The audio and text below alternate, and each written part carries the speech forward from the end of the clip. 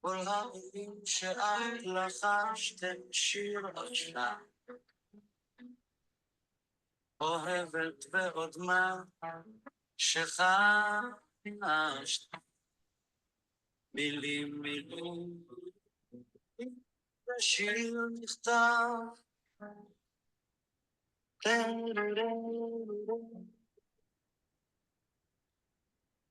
Welcome everyone, and Tzoraim Tov. I hope you can all hear me. You have been listening to a short clip of Shlomo Artzi's Acharei HaKol HaShir, which is somewhat apropos to say that after everything is said and done, we still know how to sing.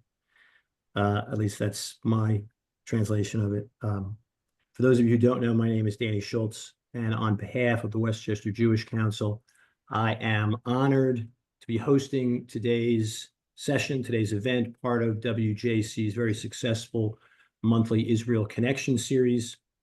The WJC is an umbrella organization representing approximately 135 Jewish institutions, groups, schools, synagogues in Westchester. It is the largest suburban Jewish community in the United States, totaling 150,000 plus citizens. And as you all know, friends, we are in unprecedented, challenging, and difficult times, certainly from before October 7th, but from October 7th on, the day of the unthinkable tragedy of barbaric acts carried out by Hamas on Shabbat morning of that day, the morning of Simchat Torah. We are in, I believe, day 564, maybe 565 as we enter evening in Israel of this war and hostage crisis.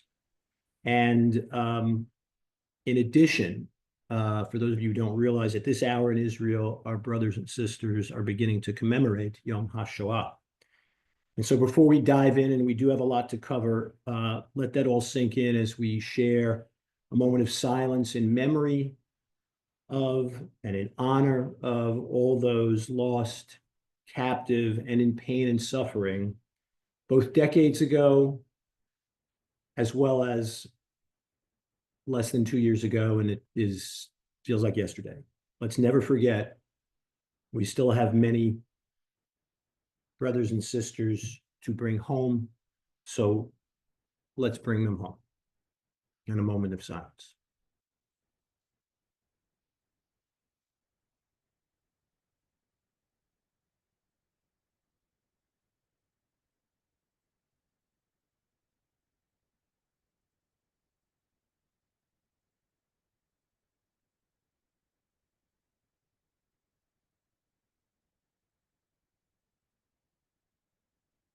And with that, let us begin. This is an important subject, and today I'm really thrilled to welcome our guests, Orna and Liron of Latet. Such a simple word to give, and it, for some reason, at times seems like such a difficult task to encourage giving. And I'm going to say that Latet is the most important, least known Jewish organization, at least I will say outside of Israel. I am blown away by all that you do. I've spent time on your website looking at the social impact report, looking at the poverty report, the videos, and I really encourage everyone on this call to dive in, because I will repeat, Latet is probably the most important, least known Jewish organization outside, least known Jewish organization, least known outside of Israel. I don't think that's true necessarily within Israel, but you'll educate us. The website is latet.org.il/en for the English. Oh, there it is up on the chat window. And let me speak for a moment about both Orna and Liron, then I'm going to turn it over to, I guess, to Liron. You'll see a bit of a PowerPoint and some video interviews, and then we'll go into our usual Q&A and then open it up for questions from all of you. So first of all, Orna, thank you very much. Liron, thank you very much for being here. Orna is the director of the Aid for Life program at Latet, leading all initiatives supporting Holocaust survivors since she joined in 2024. She brings extensive experience from the nonprofit sector, having previously worked at LM, where she focused on at-risk youth, another fantastic organization. Orna is dedicated to improving the well-being of vulnerable populations. Thank you. Ensuring they receive essential assistance and dignified care, and her leadership plays a key role in expanding Latet's impact and advocating for the needs of Holocaust survivors in Israel. And then Liron is the director of international development at Latet, responsible for expanding partnerships, spearheading international marketing and development, the overall international strategy. Before joining Latet, Liron served as director of Israeli Scouts in North America, overseeing educational programs for thousands of youth. She co-founded a nonprofit for at-risk youth in Jerusalem and held leadership roles in several large NGOs in Israel. Liron was a fellow at the Mandel Institute for Leadership and holds a BA in Communication and Education from the Hebrew University of Jerusalem and an MBA from Ben-Gurion University. Welcome, ladies. As I said, we're now in day 564 and of this horrific tragedy. So let me just, before you even go into Latet, tell us for a moment, just to bring it home, where were each of you on October 7th? How did you first hear of the attacks? And before that even, how are your families? We hope they're well. We hope everyone is as safe as they should be. Oh, that's maybe the hardest questions that I have to answer. Every time somebody asks me, where were you? I get choked up, but I will answer. As you mentioned, I used to live in New York for 4 years. I worked in the Israeli Scouts, and then I came back to Israel, I think a year before the war. So when October 7th happened, I was in my apartment in Tel Aviv, and I forgot how a siren sounds like. I heard the sirens at 6 a.m., and I was like, what is this? I'm not sure what I'm supposed to do. I blacked out for a second. And then I met all the neighbors in the shelter, and from that day on, I think it was a chaos, a tragedy, some hopeful moments, some scary moments, all together. My husband was on reserve duty for a long time. Now he's back home, which is great. But I think that we're hanging in there and we're trying to kind of rebuild what is left. And we do feel hopeful at Latet, and in general, I feel like there's a lot of hope surrounding this time. Indeed, indeed. Orna, tell us. Well, it was 6:29 a.m. and we woke up from the sirens and we picked up our daughters and ran to the shelter, as most citizens in Israel did the same day. Yeah. Where do each of you It's live? Where are you, Orna and Liron? Where do you live? well, I live in a moshav between Jerusalem and Tel Aviv. So we were in the shelter most of the day because there were a lot of sirens and bombs all around us. And as you've mentioned in your beginning, we're not living the sirens, and the war is not at the same capacity, but people are still there. There was just a life signal from one of our hostages, and it's our greatest mission to set everyone free, especially in Yom HaShoah. I think it's really heartbreaking that we're still counting the days. No, indeed, indeed.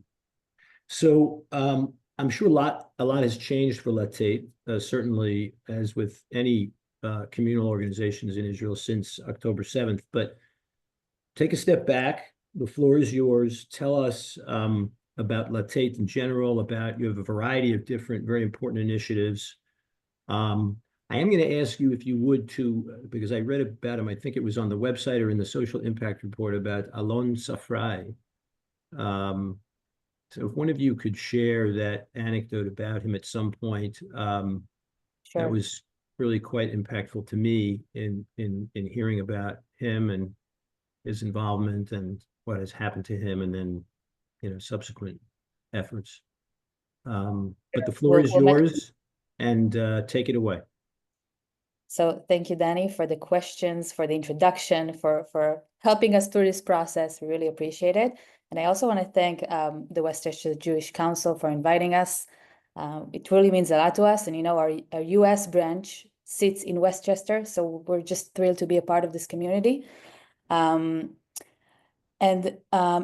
were right. Latet is very well known in Israel. It's the largest NGO in Israel fighting poverty and nutritional insecurity. We've been around for 20-something years now, and we have an 83% awareness rate within Israel. So if you walk down the street and ask people, do you know Latet? Most of them will say yes, obviously. But in the States, we're in a different situation. It was a strategic decision for Latet to start with Israel, to start with the Israeli public.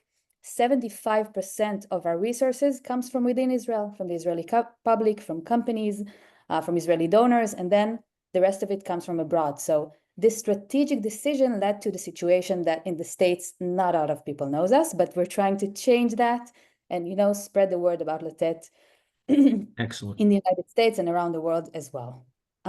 So I started saying that Latet is the largest organization fighting poverty and nutritional insecurity in Israel. We are a national food bank and an umbrella organization. We work with 210 local NGOs across Israel, across sectors, across religions, to support 100,000 families in need on a monthly basis and around 1,600 Holocaust survivors. That's not including the one-off services we give to other survivors, but we'll talk about it later. And you know, that's the kind of base of Latet. If we talk about the pyramid, the mission of Latet in the form of a pyramid, then the bottom part is just to assist. We want to provide assistance, humanitarian aid to people in need, in poverty across Israel. The second half of the pyramid is to educate.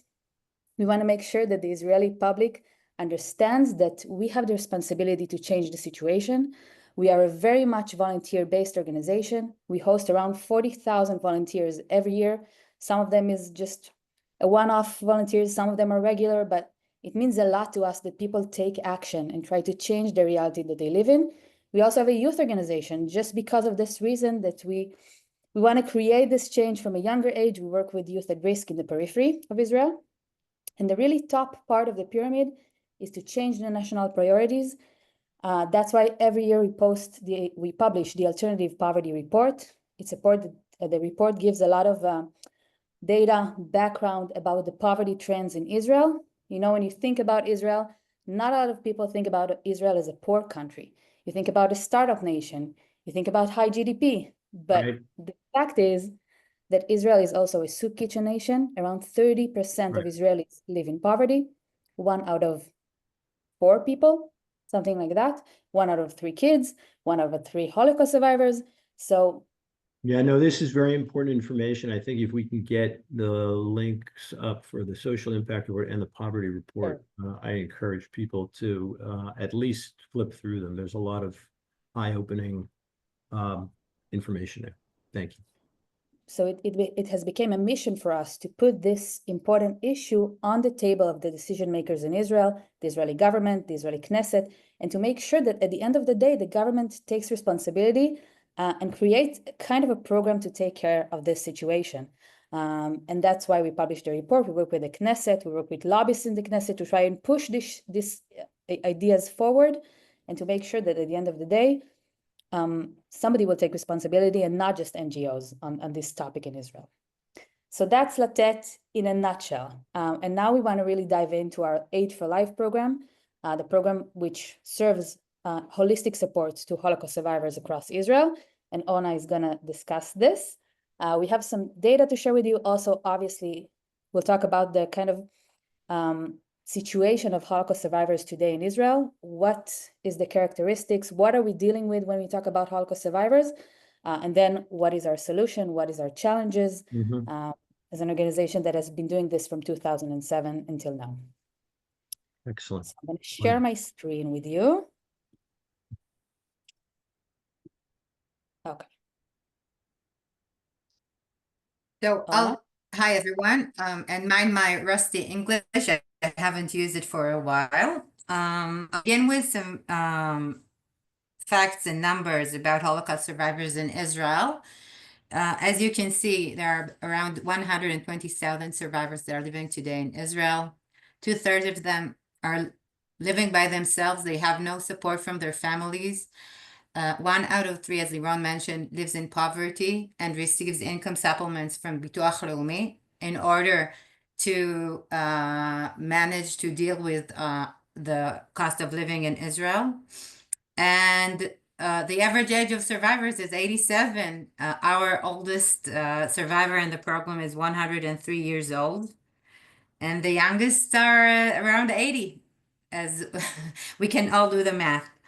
We can move on. Just regarding the numbers and the ages, the claim conference just published a report that said that within the next 15 years, we will no longer have with us survivors, and about 90% of them will no longer be with us. So our mission to improve their well-beings and have a better life is crucial. So about our program, about 8 for Life. The 8 I for would like Life. to that, Ona, sorry that I'm cutting you off. Before we get to 8 for Life, one of the challenges that we have because of the old age, because of all the characteristics that Orna just talked about, is that a lot of survivors suffer from health issues, dementia, something that we haven't dealt with in the past to this kind of extent, and now we can see it in almost each of the survivors. And it creates a lot of challenges in offering this holistic support, in making sure that we have a volunteer that stays long enough to support the survivor from the minute they enter the program until their final days, to make sure that they understand and remember that they received the food box this month. So there's a lot of challenges going with that. And also we talked about it, that most survivors live alone. So when you want to contact them, when you want to make sure that they receive what they need, it's our communication with the survivor. So we need to build a high level of trust to make sure that survivor that we call will answer, understand us, and build a connection with us. That's for that. Go ahead. Thank you. I was getting to it. But thank you for that. It's crucial info. So we assist 1,600 survivors monthly. All of our survivors receive income supplements. I mean, they live in poverty. They in the lower social economic status. And our program contains, as Liron mentioned, a permanent volunteer that visits them each month, and we give them dry goods that will consist and make sure that they have enough food for the entire month. They receive also a bag of fresh fruits and vegetables with some eggs and bread. So we know that that mission is completed. The volunteers know them. They check up on them. They they help with the air condition. They help with the television and the internet. They're their address for every need they may account. And of course, the services that we can help them inside Latet. So another thing we do, we have a home repair unit, which, as you can see, it started in 2011, I think. 4,500 home repairs were made by us. They're getting older, and it's so important that their house and their homes are secure and that they can live in a safe environment. So what our home repairs units, the stuff they do is we take out the bathtub and replace it with showers, so they can, shower by themselves and feel with dignity and enough pride. So that's an amazing project we are accountable for. Another 22,000 survivors receive our aid since October 7th, but we'll get into that a bit later. And well, that's something we're very proud of. 98% of our survivors inside in our program have a positive feedback on the aid they received from us. So what else we without besides the foods and repairs that we are giving them, we also have an emergency fund which helps us deliver paramedical assistance. We have optometrists that held eye checks, and well, sorry about that. And we deliver customized eyeglasses. We do, we have a lab that has dentists that they do teeth checkups and all the dental care in the survivors' homes. We have we also give some medicine, and we have social events, especially around the holidays. So they see each other, and we held it with the volunteers, and we have some good times, and we dance, and we sing, and it's a very exciting moments for everyone, for us as well. We just had a lot of events in Passover, in Pesach. So that was really nice, just being together and having a good time. We also have and everything we do, and that's something I want to say, is that everything is at their comfortable of their homes and is free of charge. Latet is doing everything and the whole is taking care of everything, and the survivors, well, they just need to deliver, to want it, and they will get it. So can move to the next slide, please. Yeah, I just wanted to say that a lot of people ask us, how is this possible that so many survivors live in poverty when they get a supplemental income, old age allowance, sometimes an allowance from Germany? How is this possible? So the cost of living in Israel, as you know, has skyrocketed. The war has gotten the situation worse. I mean, ever since the war, the cost of living is even getting higher and higher. There has been dramatic budget cuts in the state's budget when it comes to social things, and all the money is going towards security and other things. And no, the entire situation is obviously affecting all Israelis, but it's affecting the most all the kind of vulnerable population, and amongst them Holocaust survivors. So even if they're above the poverty line that the national insurance is stating, de facto they live in poverty. They don't have enough food on the table. They can't afford to buy groceries. They don't go out to get medicine because they don't have a lot of money to do it. So when people ask us this, it's important for us to say, yes, they do receive it, but no, it's not enough. It's not enough to live a normative daily lives in Israel. So that was important for me to say. And also, I will say there's a difference between our holistic program to other services that we give to survivors. So in the holistic program, there's 1,600 Holocaust survivors, as Orna said, that we give monthly support to in the form of food and a dedicated volunteer and everything that Orna mentioned, and home renovation and dental treatments and everything. But we also give one-off services to 1,000 more survivors that might need it. Home renovation, dental care, absorption products, eye tests, those kind of things we give to all the survivors in poverty who might need it, not just to people who are in the holistic program. Okay, we have the video now, Orna, unless there's something. Sure. I want to refer to something that you said that we've just learned, because we had a yearly survey with our program.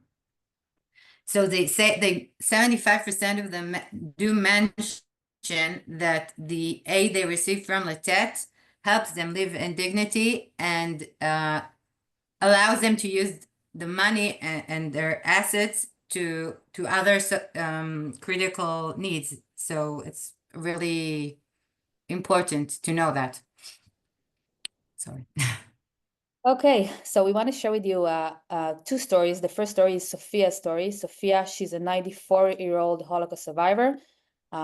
She has been with us for a long time in the program, and we just saw her 2 weeks ago in one of the seders. She loves it. She's going every year, although it's hard to get survivors out of their home and into like a public place when everybody's dancing and singing, but a lot of them are into it, and Sophia is one of them. So I would love to share her story with you. קוראים לי סופי, אני בת 92, באתי מרומניה, באתי ב-1951 עם אבא שלי, את אמא שלי הרגו שם הנאצים, הייתי ילדה בת 8. אני פה. נשארתי בלי אמא, אני לא שכחתי אותה, בכלל הייתי ילדה ואני רואה אותה על הפנים שלי. כשבאתי פה כבר הייתי גדולה, בת 20. הכרתי בחור והתחתנתי. אין בעל כמו בעלי היה, הוא נפטר לפני 25 שנה, אני לבד. קשה להיות זקן. זה אי אפשר לתאר את זה, כמה שזה קשה. חוץ להיות לבד זה הכי הקשה. עם מי אני אדבר? עם הקיר. כל חודש מביאים לי חבילה ארגון לתת, גם ירקות ופירות. ואני מבסוטה, לתת הביא לי שמיכות בשביל חורף, את המברר.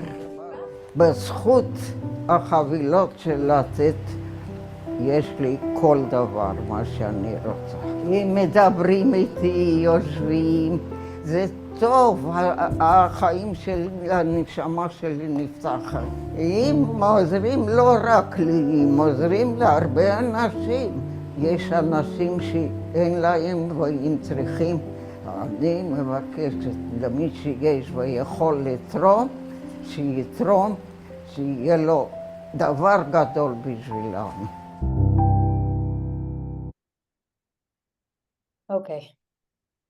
So that was Sophie's story. And by the way, when a lot of people listen to these testimonials, they get a lot of a kind of a sad feeling inside. Obviously, it's not easy to see Sophie saying, who will I talk to, the wall? And she had a obviously really hard life, but we usually see the optimism of things. Not just in Sophie's story, you'll hear another story at the end of our presentation, which is a harsher story, but there's a lot of little points of light throughout Sophie's words, and obviously in the volunteers that we meet, in you guys that came to listen, in the people that help us so much doing this amazing work that we do. So there's a lot of people who care and who are trying to make a difference for Holocaust survivors, and I think that we should remember that. Ona. I think we are making a difference, and I think we're very privileged that we do what we do, because we get to see them in their good moments as well as their bad moments. So yeah, I feel privileged. So regarding our impact in 2024, we mentioned our holistic program. We've handed out over 1,800 eye tests and pair of glasses. We were renovated 460 homes, which means each like, you know, we're saying 460, just to realize that in 1 year we've managed to give over 400 people the ability to walk freely inside their home. We made it a secure place for them again. It's mind-blowing.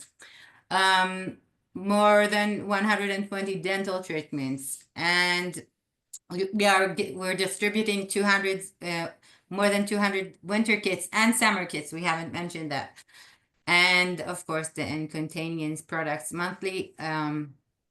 It's such an important thing. It's not a sexy thing, but it's a very important thing. So we're very proud of those numbers. Do you have anything to add about our impact? No, but you know, we can't talk about Holocaust survivors and Latet without mentioning October 7th and what has happened ever since. So I think that from October 8th, literally like the day that we were at home saying like, how should we operate now? The first thing we did was calling all the Holocaust survivors that we assist. We understand that they're the most vulnerable population that we help, and we wanted to know how they feel, like what's going on, what they need. And the responses were different. We got two types of responses. One was, I fell down and now I don't know how I'm going to manage. I'm afraid to leave the house and get food. I'm afraid to be alone. I don't have a shelter at home, so I don't know what to do. This was one type of kind of heartbreaking responses. But the other kind of responses who really took us by surprise was, you know what? I'm old. I've been through enough. Help young people. Help those young people who might need your assistance more than us.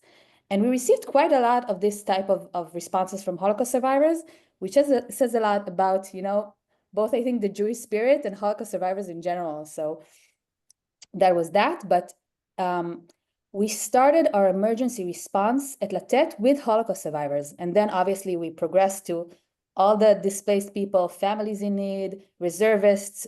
We more than tripled our volume of operations since October 7th. And by the way, it's not written here, but we have been distributing, I think, over 300,000 food and hygiene kits all over the country, shelter kits, winter kits. We focused and we're still focusing on basic needs, which is something that not a lot of organizations do, especially now.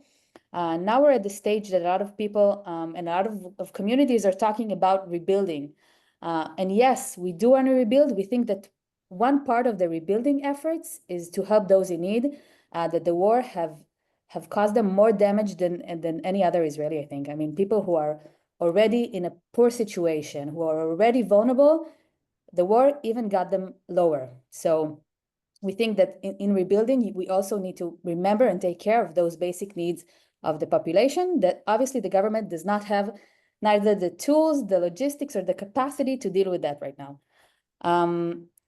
So you see here that we did thousands of checkups to survivors. We did a really thorough mapping of their needs and what can we offer. And we distributed over 30,000 food and hygiene kits to survivors across the country. We did it with kind of direct distribution days. We helped not just survivors who are in our program, but all the survivors who might need our assistance. So we did it with local municipalities. We came to a city, we got all the boxes, we got volunteers. Sometimes like even just in one day, we got like 50 volunteers who are willing to distribute food and hygiene boxes to survivors and stay with them and see how they are. And we have been doing that ever since. We also distributed winter kits, as you see here, and then Sophia mentioned this in the video. And as the war kind of escalated and the North got heated up, we decided to also distribute emergency shelter kits. We understood that a lot of survivors needed to stay in their shelters for a longer period of time. We wanted to make sure that they have everything they needed. So the kit included flashlights, batteries, radio, food, water, portable chargers, whatever they might need. In terms of home renovations, we also kind of pivoted our home renovations to carry out renovations for survivors whose home was damaged because of the war. We're talking about small renovations here, nothing that the insurance could cover, but putting rails on the way to the shelter, installing emergency buttons, fixing broken windows, fixing shelter doors. So we did a lot of kind of renovations for survivors whose home was damaged. Yeah, that's for October 7th. In general, we're still kind of in emergency mode, I might say, not just for survivors, but in general.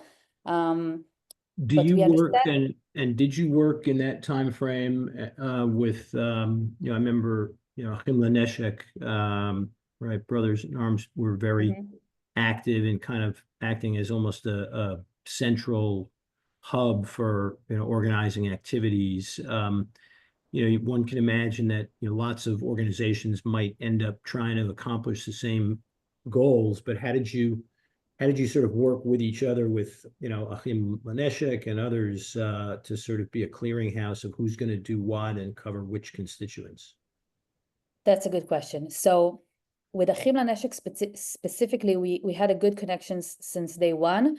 And we, since we're a national food bank and we give monthly allocation to a lot of NGOs, we gave an allocation to Achim LaNeshek as well. Ah. And then they did some of the distributions Okay. for food, for hygiene, for whatever. And also there's, I think, like 4 larger food organizations, food associations in Israel. So we did a roundtable discussions to kind of see how we can coordinate our efforts and make sure that we don't do double.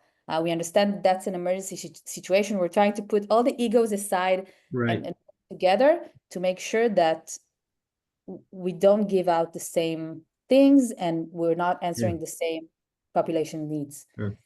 And tell us for a second, just with respect to Holocaust survivors, how many people who are survivors do you think you're missing and not reaching? And a little bit of that, maybe you could help us understand, and I'm plead ignorance here, but what is the nature of the sort of society in Israel when it comes to like assisted living facilities, which are maybe more common here? So individuals who have some level of independence, but are in a place where they can get support and assistance for medical and health and other things, as opposed to like a nursing home.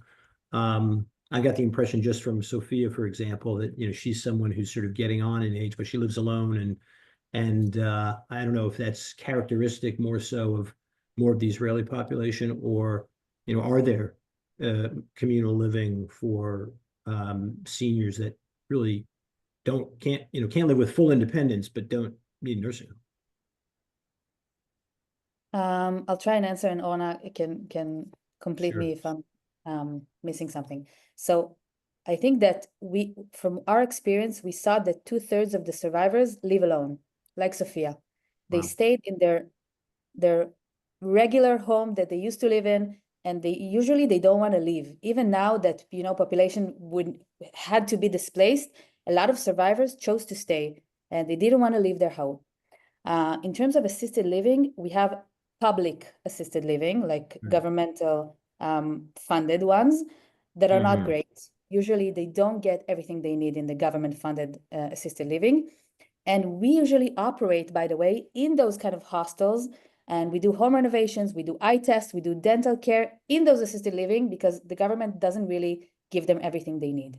The other part of assisted living is the one that costs a lot of money. And since a lot of survivors live alone, don't have a family here, or the family can't really support them, they don't go out to live in assisted living that costs a lot.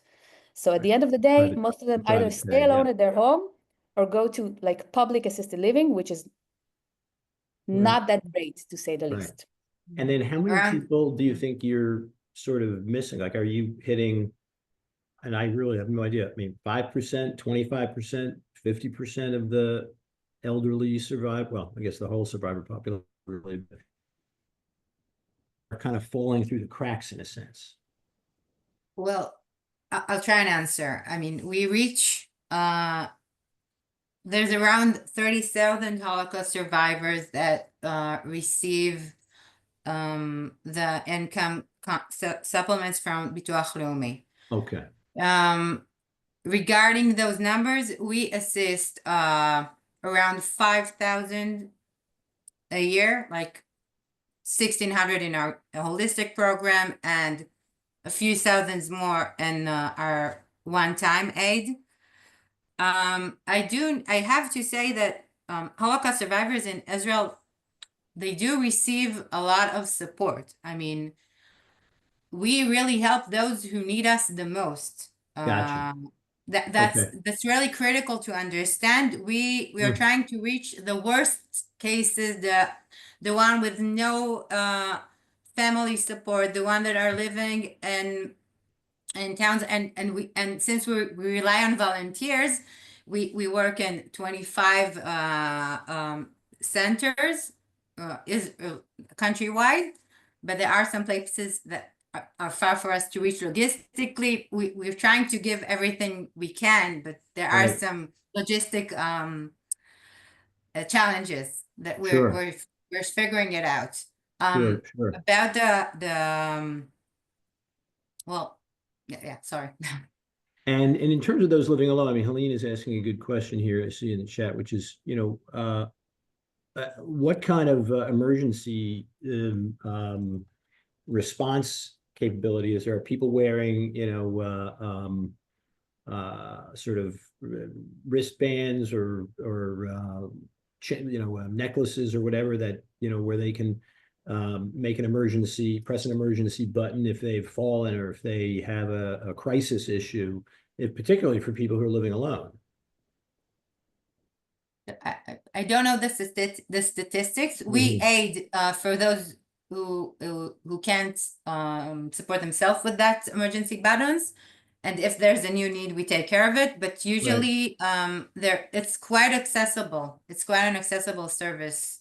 It's not very expensive, and usually they have it. I mean, from what we know.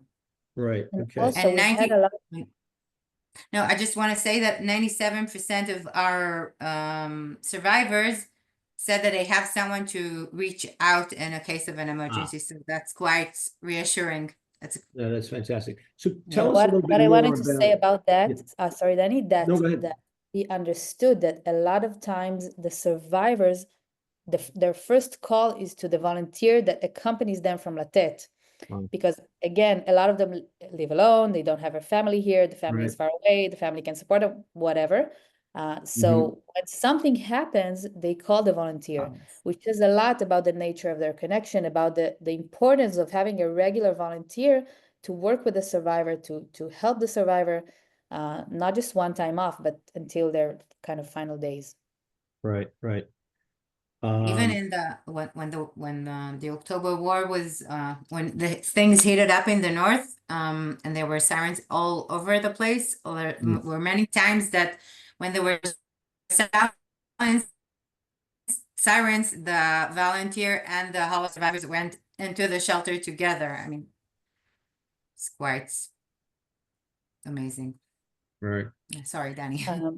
Could one of you tell us a little bit about Captain Alon Safrai, Zichrono Livracha? Are you familiar with?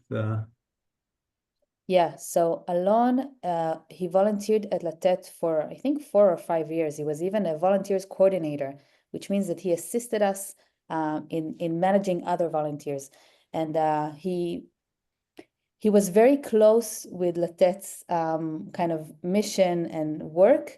And unfortunately, I think it was a couple of months ago, he fell in Lebanon. And I'm sorry, it's an emotional story.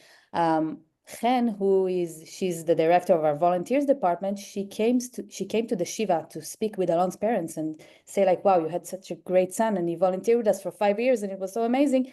And they didn't know.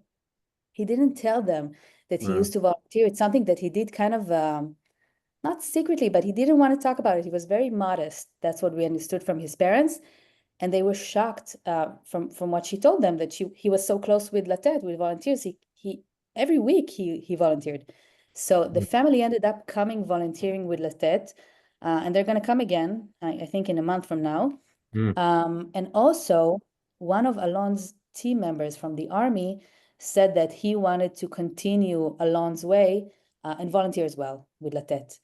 And I think it says a lot. It says a lot about Alon. It says a lot about, the kind of Latet spirit. And, it makes it really emotional to hear that. It still does. Yeah. No question about it. And I that anecdote really struck me on your website. So tell us a little bit about what it is what's missing. What's missing for you in Israel? What are you looking to accomplish internationally in terms of recognition? But what are the most vexing problems that you've got? It's nice to hear about what's going well, but you have when you speak to a community of listeners that come through the Westchester Jewish Council, it's in many cases people who are active and senior in many other organizations that have some clout, some sway. So tell us what vexes you? I think that the first thing, it's not just related to our Holocaust survivors program, but it's definitely one of the things that not a lot of people knows us in the States. You talked about it, and it's something that I wouldn't say vexes us, but it's something we want to change. You know, I know there's a lot of great organizations, and we saw after October 7th that so many people wanted to do something for Israel, to donate, to contribute something.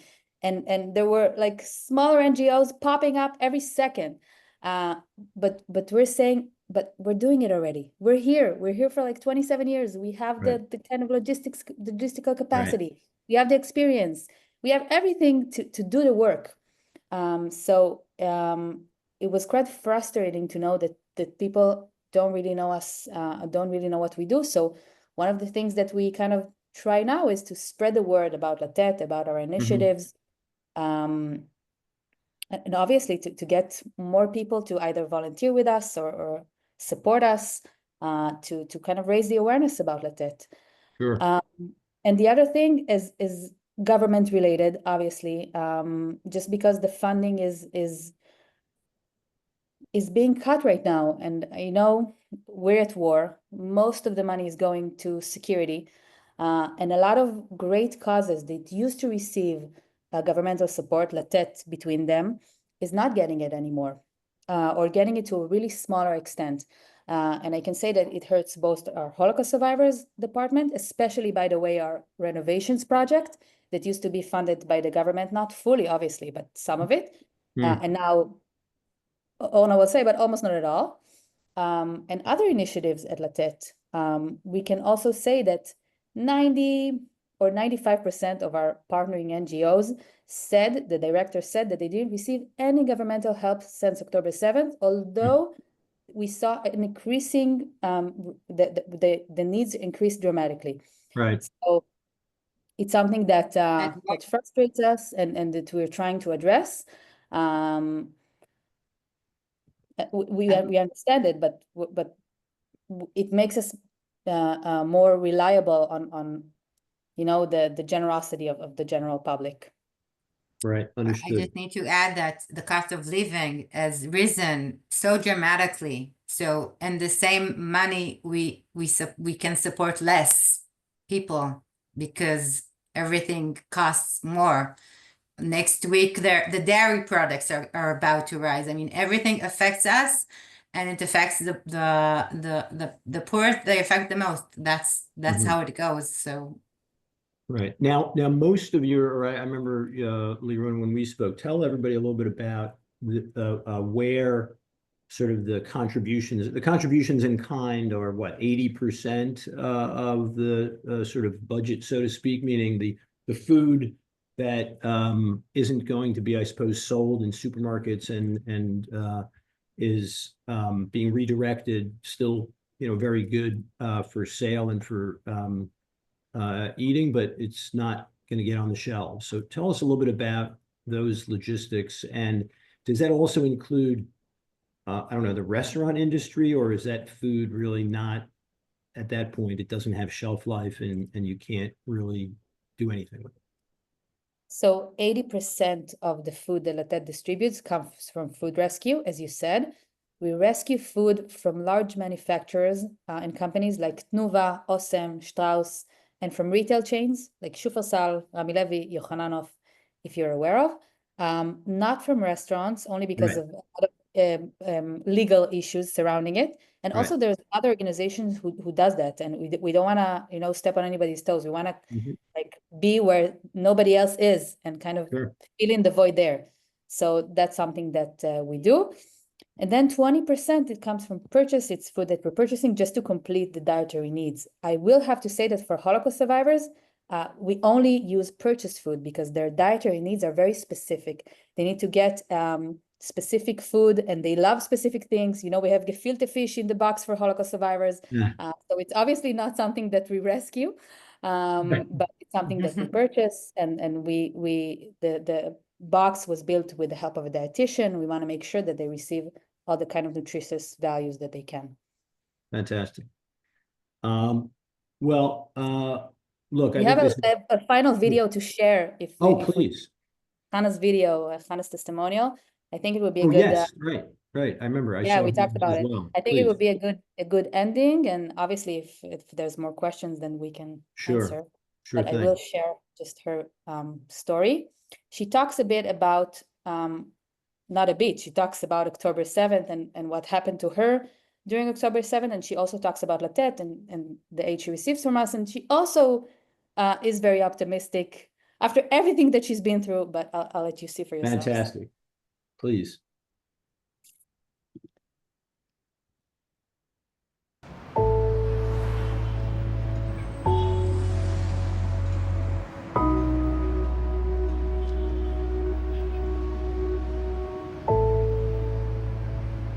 הייתי במסע לפולין, ואז המדריכה שואלת אותי אחרי יומיים, חנה, איך את מרגישה פה?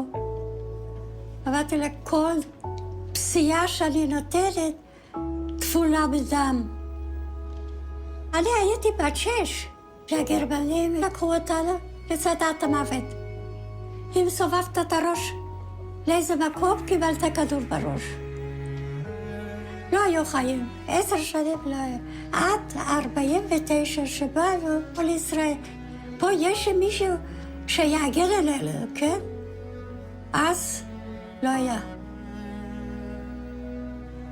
לי קשה עם זה, עם כל המלחמות פה. אני רוצה שקט. נועם, הנכד שלי. איזה בחור זה היה, איזה בחור. מתי ששלחו אותו כבר לעזה, הבת שלי מתקשרת, נועם בעזה. תתפללי בשבילו. התפללתי, אבל לא הצלחתי. הביאו את הילדה הגדולה בת 7 אליו לבית חולים. אמרו לה, תשימי יד על אבא. זהו. נפרדה מאבא. זה כואב, אבל אני לא מראה. בתוך תוכי שורף את הגוף. ואני אתקדם.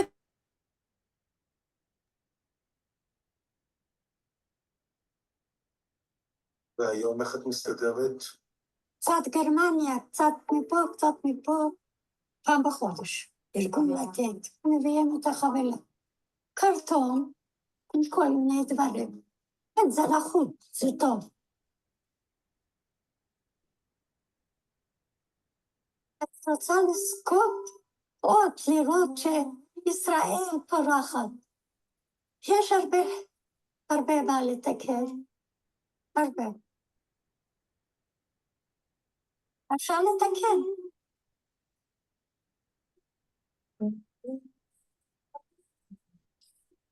לך ואיתך חיים.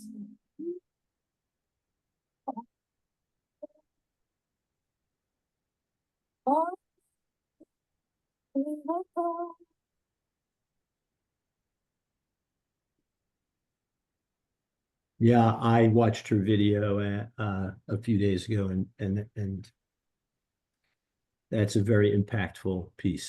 Thank you for making sure we're able to wrap up with that. You know what's the best thing about her? She's a singer. She used to sing a lot, and she still loves to sing. And we saw her 2 weeks ago in one of the seders that we do for Holocaust survivors, and she's still singing. There's something very inspiring about her, and after everything that she's been through, she's still optimistic. She still believes that we can fix things. She's still singing. I mean, you can only learn from this type of. Fantastic. Well, let me highlight for everyone local and nearby that, and I don't know if you've seen it in the chat, but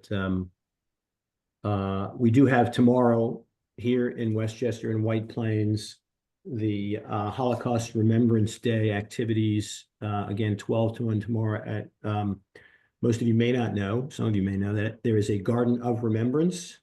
It is at 148 Martine Avenue in White Plains. And so you can Google that location, but that's where the gathering will be. And indeed, there will be some very interesting and important speakers. Arlene Baker, a survivor, will be speaking to the crowd. In addition, Ken Jenkins, now the county executive for Westchester, and our former county executive, now Representative George Latimer, will also be speaking. And lastly, and very importantly, there's going to be a procession of about 30 Torahs that had been rescued from the Holocaust that are now housed at various Westchester synagogues. So if you have the time and the ability, I believe the weather tomorrow will be accommodating. But for Yom HaShoah here locally, you are all invited and encouraged. And with that, I do want to thank Orna, thank you, and Liron as well for presenting and for sharing Latet's message. Again, one of the best kept secrets of the most important organizations in Israel. And Ortal, please continue to reach out to our community for the work that you do here in Westchester, promoting Latet. And with that, I will say thank you. Thank you, Dan. And, Thank you, everybody. be well. Toda v'shalom.